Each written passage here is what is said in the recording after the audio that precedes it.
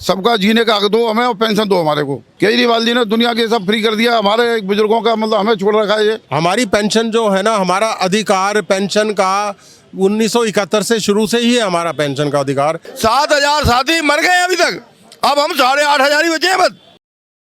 DTC कर्मचारियों के बाद अब डीटीसी के रिटायर्ड कर्मचारी तमाम मांगों के साथ सड़कों पर उतर आए हैं। मैं एक बार तस्वीरें आपको दिखाना चाहूँगा कि इस वक्त हम आईपी हेडक्वार्टर के बाहर मौजूद हैं और यहाँ पर आप तस्वीरों में देख सकते हो कि यहाँ पर जो तमाम जो डीटीसी के रिटायर्ड कर्मचारी हैं वो अपनी मांगों को लेकर अब सड़कों पर उतरे हुए हैं। इन्हीं से जानने की कोशिश करते हैं क्या कुछ मांगे हैं। सर आपसे स्टार्ट करते हैं, क्या कुछ मांगे हैं जो आप सड़कों पर आज उतरे हैं?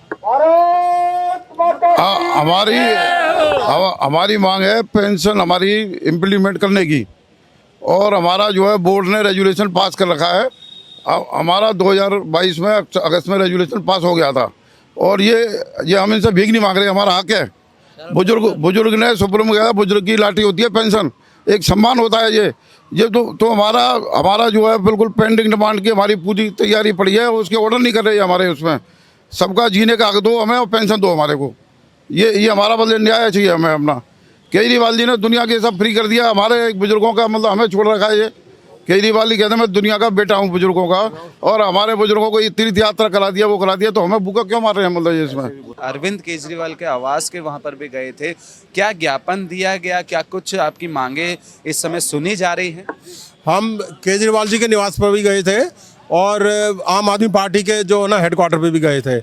वहाँ पे हमें मिलने का समय नहीं दिया गया, तो हम ज्ञापन उनको देकर आए हैं और अपॉइंटमेंट के लिए हमने उनसे टाइम मांगा कि वो हमें बुलाएं और हमारी बात सुने, हमारी तकलीफ़ें सुने। ये बात है कि हमारी पेंशन जो है ना, हमारा अधिकार पेंशन का 1971 से शुरू से ही है हमारा पेंशन का अधिकार, लेकिन हमें जो है ना एक 92 के अंदर की जो पेंशन सरकार ने निकाली थी वो LIC द्वारा संचालित होनी थी, और LIC से वो इलीगल पेंशन थी, उससे उनका कोई एग्रीमेंट भी नहीं था, जिसकी वजह से हमारे जो ना 28,000 लोगों ने तो पेंशन ऑप्ट कर दी थी, और 12,000 लोगों ने ये सोच के नहीं की थी कि वो पेंशन इलीगल थी। उस पेंशन की कोई जो ना सैंक्टिटी नहीं थी, लीगल सैंक्टिटी नहीं थी, क्योंकि उससे LIC से एग्रीमेंट भी नहीं हुआ था, और LIC बाद में बैकआउट भी कर गई। तो इसलिए ये 12,000 लोग बचे हुए हैं। हमारी सुनवाई, हमारी जो कांग्रेस की गवर्नमेंट आई और 3 बार शीला दीक्षित CM रही हैं, लेकिन उन्होंने हमारी कोई सुनवाई नहीं की। जब भी उनके पास हम जाते थे CM के पास, तो कहते कि इस बार हमें जितवा दो और अगली बार हम आप जिताने के बाद तुम्हें पेंशन दे देंगे। 2 बार नहीं 3 बार हुआ, और लास्ट में तो वो 2014 में तो हार ही गई।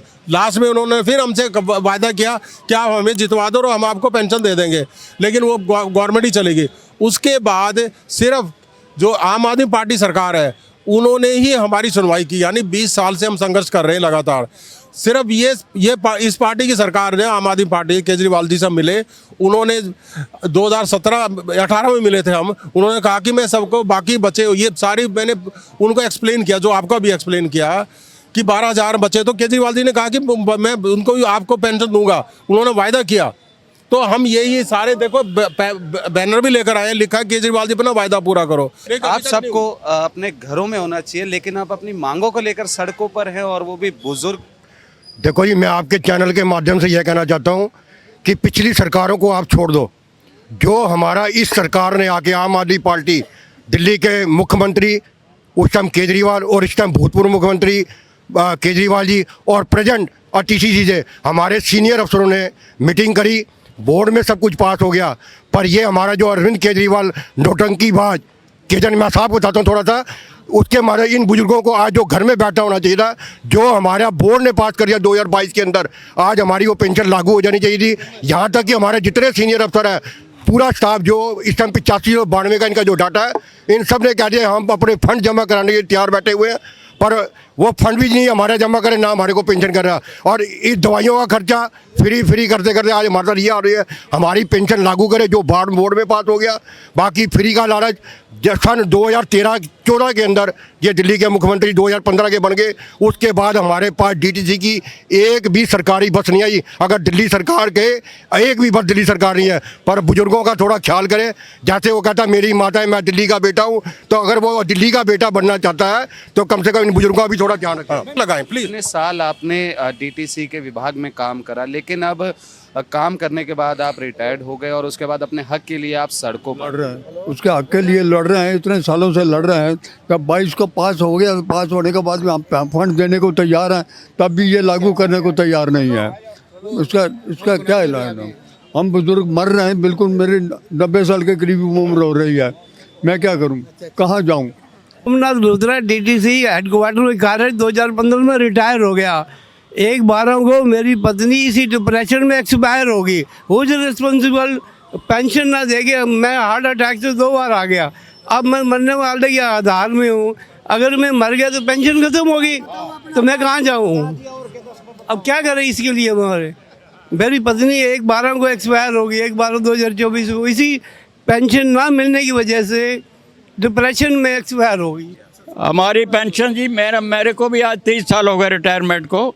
इसके लिए लड़ रहा हूँ और आज से नहीं 15 साल हो गए इस इशू को लेकर। ये मैनेजमेंट ने एक ऑर्डर किया था कि आपकी ऑप्शन हमारे से गलत लिए।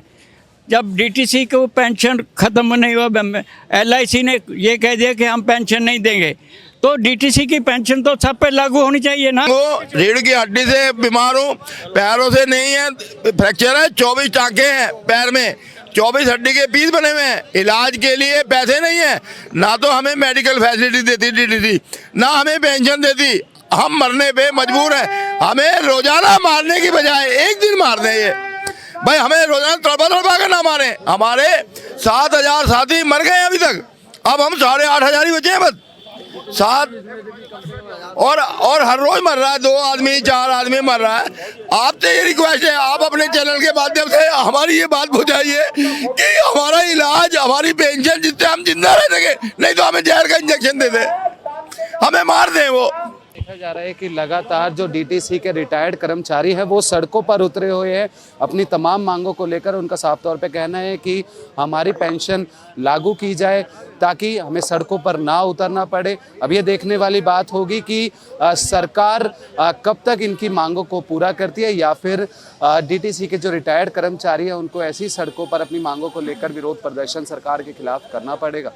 कैमरा पर्सन यश के साथ कुणाल शर्मा, पंजाब केसरी, दिल्ली।